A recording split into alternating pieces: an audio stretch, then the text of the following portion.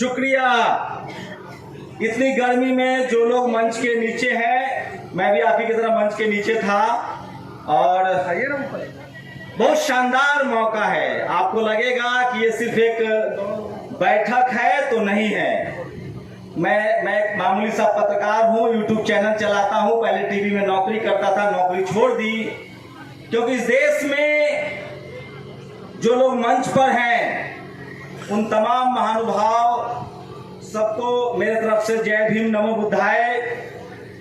और वो सब लोग बहुत ज्ञानी हैं, अपने जीवन के उन्होंने अनुभव से सीखा है।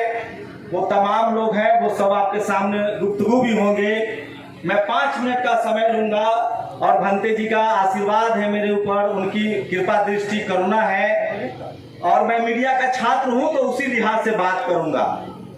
आप कल्पना नहीं कर सकते हैं कि इस देश के 90% लोगों के पास 3% संसाधन है।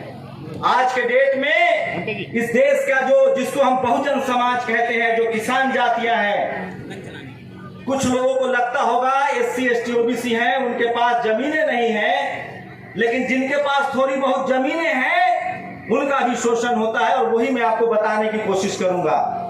अब गांव में जातिवाद खत्म हो गया है। सोचिए, एक कहावत सुनी होगी आप लोगों ने कि भारत सोने की चिड़िया थी। सचमुच भारत सोने की चिड़िया थी, सचमुच भारत विश्व गुरु था और सचमुच भारत में किसी घर में ताले नहीं लगते थे। वो भारत तब था जब भारत बुद्धमय भारत था।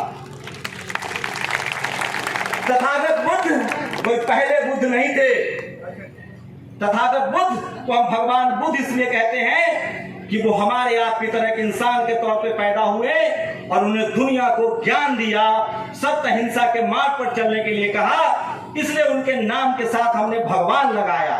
लेकिन सबसे पहले 2500 साल पहले इस धरती पर कोई वैज्ञानिक, सोशल साइंटिस्ट, समाज वैज्ञानिक पैदा हुआ तो वो तथागत बुद्ध थे, जिन्होंने कहा कि आपका कल्याण करने कोई नहीं आएगा, आपको अपना कल्याण करने के लिए खुद ही मार्ग बनाना पड़ेगा।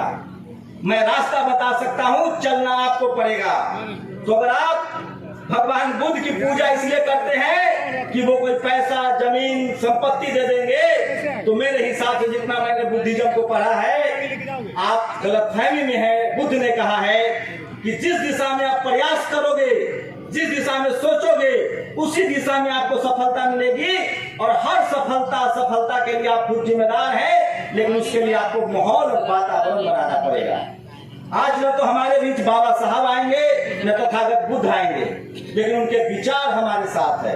और वो विचार क्या है? हमें मानसिक रूप से बहुत मजबूत रहना पड़ेगा। और सोचिए, अखंड भारत के निर्माता सम्राट अशोक के वंशज हैं हम। आज हर कोई कहता है कि भारत अखंड भारत बने, भारत विश्व गुरु बने, लेकिन भारत विश्व गुरु कब था? जब बुद्ध का भारत था। बुद्ध ने उस समय संघ बनाया, बड़े बड़े मठों के निर्माण किए।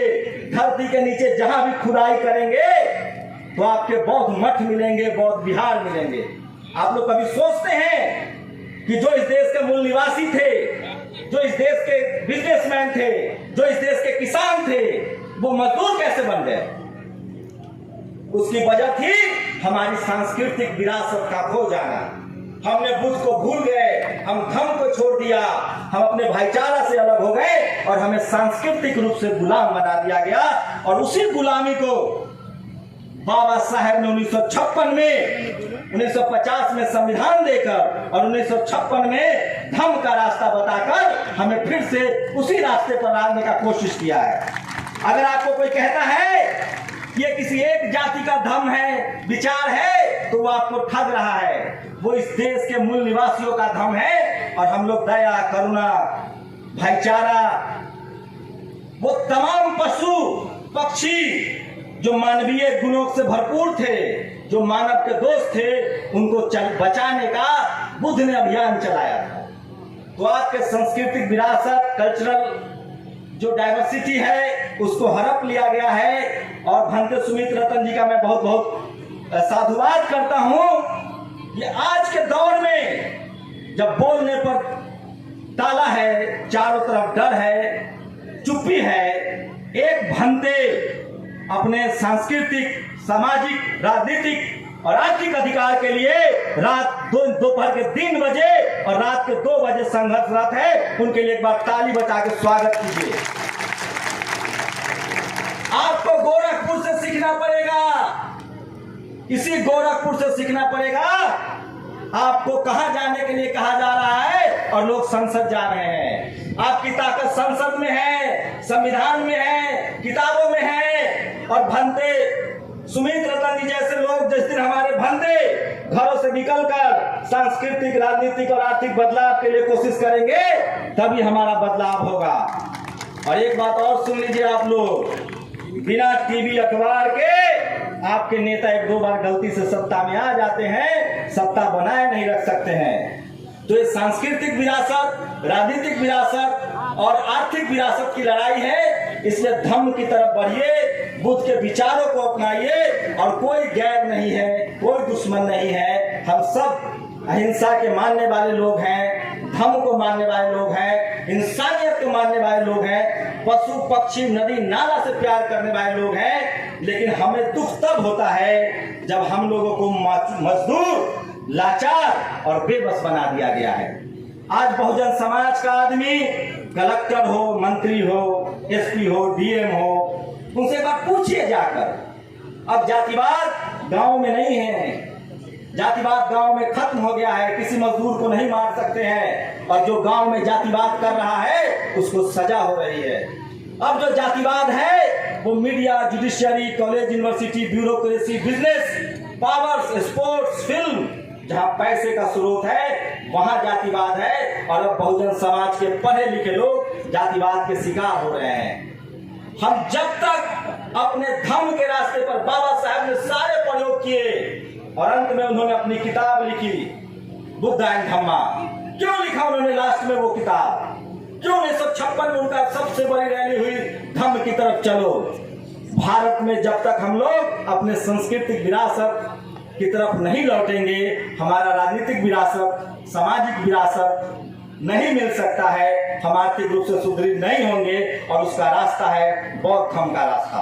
ये धम्म है, विचार है। मैं दावे के साथ कह सकता हूं कि दुनिया का कोई भी नागरिक धम्म के विचार पर चलेगा, वो अमानवीय नहीं हो सकता है, वो क्राइम नहीं कर सकता है, वो सबसे श्रेष्ठ मानव होकर निकलेगा। और मैं दावे के साथ कह सकता हूं कि भारत का कोई नागरिक जो धम्म पर चलेगा वो कभी लाचार, बेबस, गरीब, डरपोक नहीं होगा। नहीं भरोसा है तो आजमा के देख लीजिए, मैं उसका जीता जागता उदाहरण हूँ।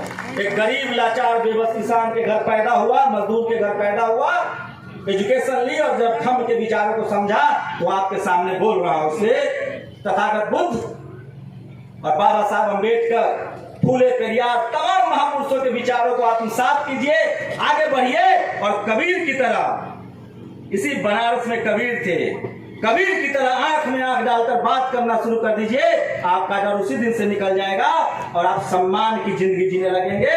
और वो रास्ता एक ही है, तथागत बुद्ध का रास्ता, धम्म का रास्ता, जो मानव कल्याण का रास्ता बताता है। और उस पर प्राउड कीजिए कि आप सम्राट अशोक के वंशज हैं, आप धम्म के अनुयायी हैं, जो हिंसा, गैर बराबरी, भेदभाव और वैज्ञानिक दृष्टिकोण को अपनाता है और इन तमाम बुराइयों को खत्म करता है। इसलिए धम्म में अगर कोई एक बुराई निकाल दे तो मैं धम्म छोड़ दूंगा। इसलिए मैं कह रहा हूं, हम पूरी दुनिया को रास्ता दिखाने वाले। अंत में जब दुनिया के किसी देश में भारत के राष्ट्रपति, प्रधानमंत्री जाते हैं तो कहते हैं हम बुद्ध की धरती से आए हैं। इसलिए बुद्ध को आत्मसात कीजिए, उनको पढ़िए।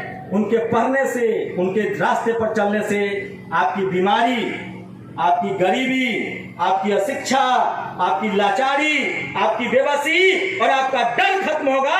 क्योंकि बुद्ध वो ताकत है जो अंगुलीमाल को भी धम्म के रास्ते पर ला देता है। इसलिए मैं कह रहा हूं, धम्म कोई कर्मकांड नहीं है, धम्म एक विचार है जो इंसान को बेहतर इंसान बनाता है। जय भीम, नमो बुद्धाय। बहुत बढ़िया, बहुत बढ़िया, बहुत अच्छा भाषण।